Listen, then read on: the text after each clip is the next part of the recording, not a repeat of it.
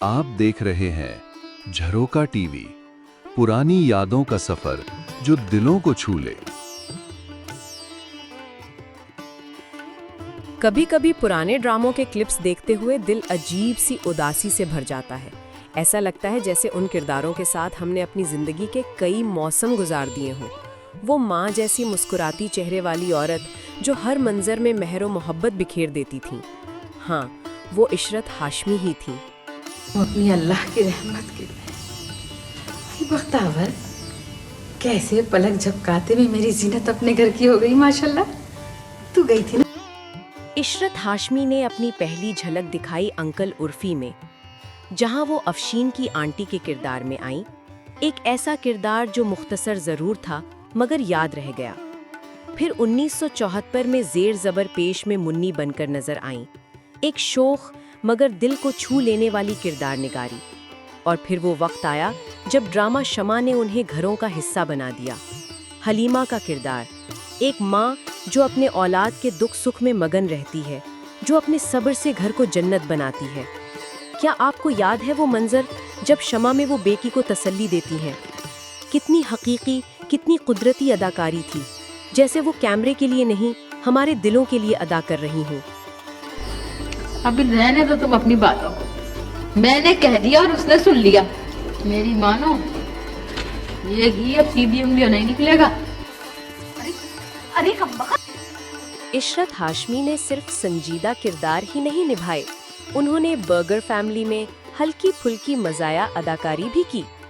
Eid train में उनका किरदार कौन भूल सकता है। हवाएं में उन्होंने खाला खैबर मेल का यादगार रोल निभाया और खाला खैरन में एक पुरानी रवायत की अलामत बनी।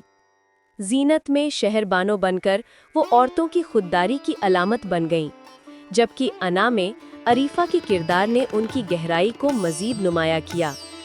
बहादुर अली, आखिरी चट्टान, एक और आसमान, हर किरदार में एक नया रंग, एक नई रूह।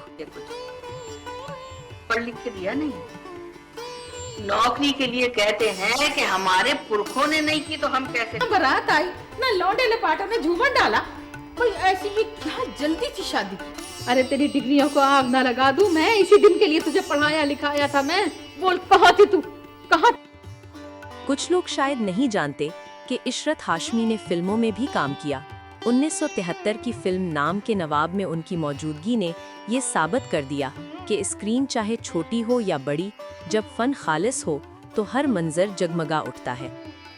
2005 में जब उनका इंतकाल हुआ तो जैसे एक अहद खत्म हो गया, लेकिन कराची की वो हवाएं अब भी उनकी आवाज, उनकी हंसी और उनकी मौजूदगी को महसूस करती हैं।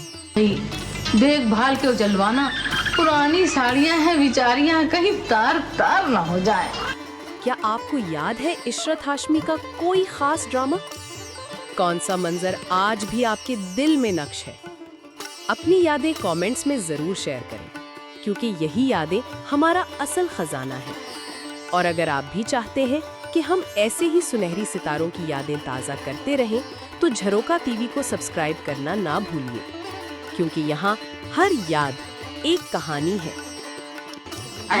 मतलब ना, मैं कह रही हूँ, मैं होती हूँ खुदाई फौजदार। होती होगी खुदाई फौजदार, ऐसे हम मुझे बातें कर रही है। चलो चुपकी बैठो।